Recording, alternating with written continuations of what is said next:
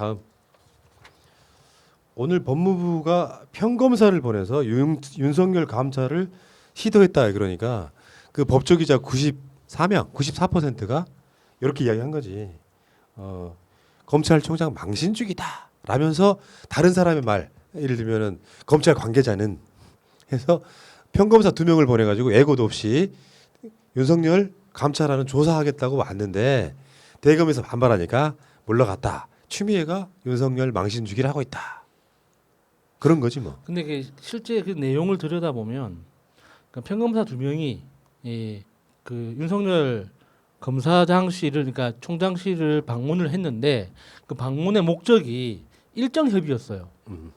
만약에 지금 이런 식으로 나온다면 일정을 협의하기 위해서 협의 공문을 보내라는 거잖아요. 그러면은 지금 윤석열의 태도를 보면 영원히 일정을 안 잡아줄 것 같아. 안 그렇습니까? 그러니까 그나마 검사가 찾아가서 쫓겨나고 나니까 기사가 나서 윤석열이 감찰 대상이구나. 이런 감찰을 받아야 하는구나. 법무부 장관이 이런 감찰을 지시했구나라고 우리가 그나마 알 수가 있는 거지. 그냥 공문으로 보냈다면은 우리 또 모르고 넘어가는 거 아닙니까? 그리고 이거는 전형적으로 추미애 장관의 고유한 스타일이에요. 만약에 진짜 그 검찰에 쌓여 있는 오래된 적폐처럼 뭐 부장 검사는 부부장 검사가 가서 방문을 해야 되고 차장 검사는 부장 검사가 방문을 해야 되고 이런 거 있잖아요. 그러니까 뭔가 예우를 해준다, 뭐 어떻게 좀 이렇게 의전을 챙겨준다라는 이런 개념. 그게 아니라 업무 담당자가 직접 다이렉트로 가는 거예요. 그게 무슨 상관이에요? 그 상대방이 뭐 대통령이든 총리든 뭔 상관입니까? 그냥 수사관이 수사할 일 있으면 공문 보내고 가는 거지. 그러니까 검사가 그렇게 자기가 해야 될 일을 한 거예요. 근데 그게 왜 망신주기고 왜 그게 부끄러운 거냐고. 이게 너무 이게 이 사태를 바라보는 기자들도 눈이 썩은 거예요. 왜 검찰총장식이나 되면 최소한 지검장 정도가 방문해서 총장님 일정 협의하시죠 이렇게 해야 됩니까? 감찰 대상인데 그러니까 말이 안 되는 거 아닙니까? 일정을 협의하려고 갔는데 무례하다. 망신주기다. 이러면 됩니까? 아니 검찰총장이 뭔데?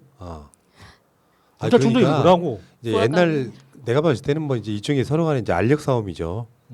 저것들이 지금 법무부에 이제 어쩌고저쩌고 해가지고 검찰청 망신주기라고 하는 것도 나는 한동훈하고 비슷한 위치에 있는 거라고 생각해요. 윤석열이나 한동훈이나 떳떳하면요 그냥 조사 받는 게 훨씬 더 편해요.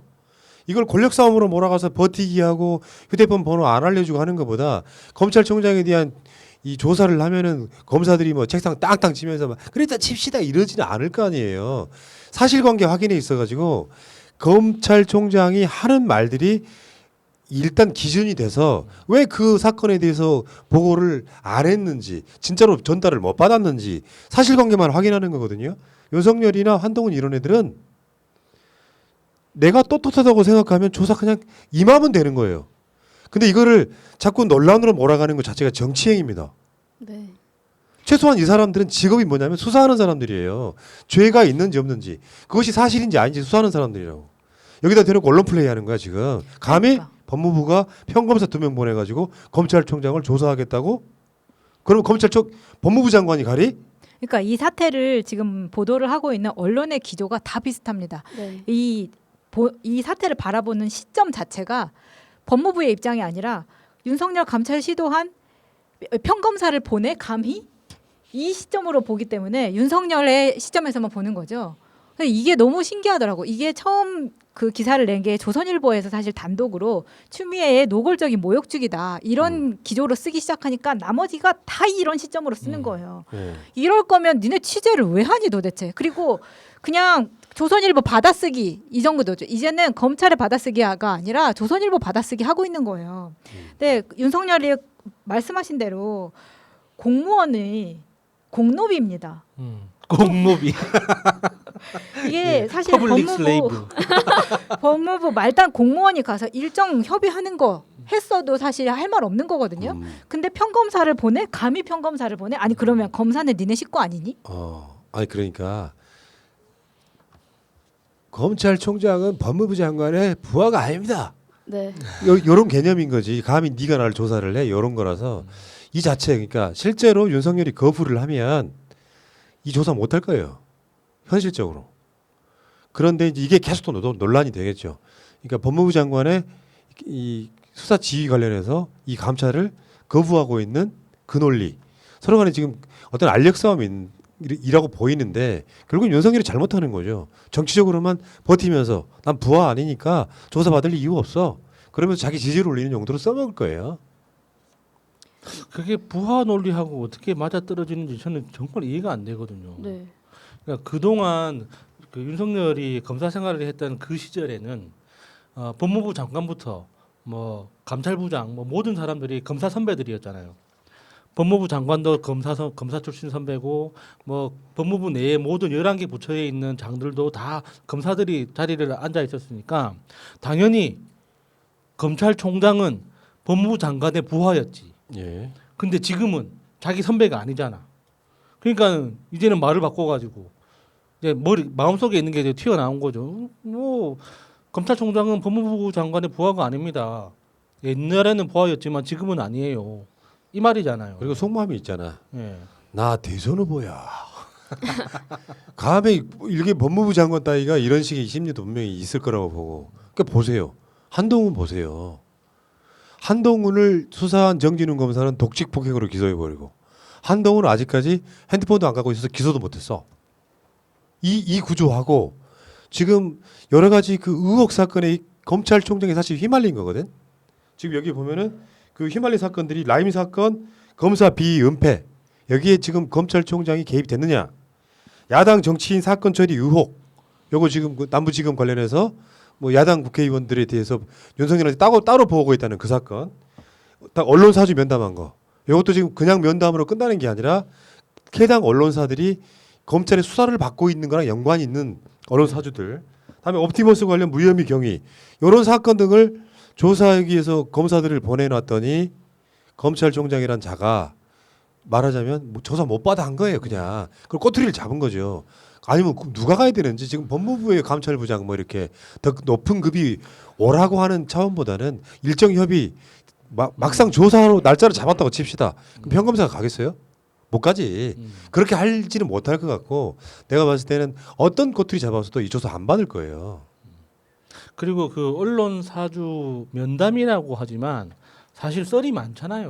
뭐 한잔 했다더라, 뭐 노래방에 갔다더라, 뭐 어깨동무를 했다더라, 뭐 그런 여러 가지 썰이 많은데. 정확한 워딩 내가 알려드릴게요. 면담 그러면은 예. 굉장히 그 보이죠.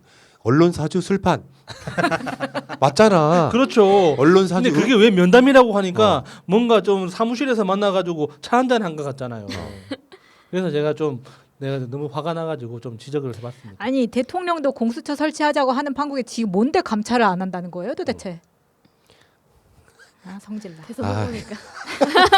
아니 근데 저는 진짜 이 언론이 계속 추미애 장관이 이상한 사람으로 만드는 프레임을 짜고 있잖아요. 근데 보면은 윤석열과 마치 1대1 구도를 계속 만들어서 정말 광인처럼 보이게 만들고 있는데 지금 한동훈 핸드폰 여는 거 법 만드는 거 가지고도 좀 이제 당 내부에서도 약간 목소리가 좀 있는 것 같아요. 근데 이건 인권이랑 진짜 상관없는 문제고 이거를 좀 강력하게 추진해가지고 해줬으면 좋겠습니다. 맞습니다. 전 그 내부에서 그런 목소리가 나오는 게 좀 너무 안타깝더라고요. 윤석열이 지금 하고 있는 게 딱 그 전략이잖아요. 진짜 광인 전략. 이 구역에 미친 놈은 나야. 노타치. 요거죠. 근데 내가 저쪽이 무슨 뒤집어 짓을 씌운 할지. 거지 추미애 장관한테. 광인이라고.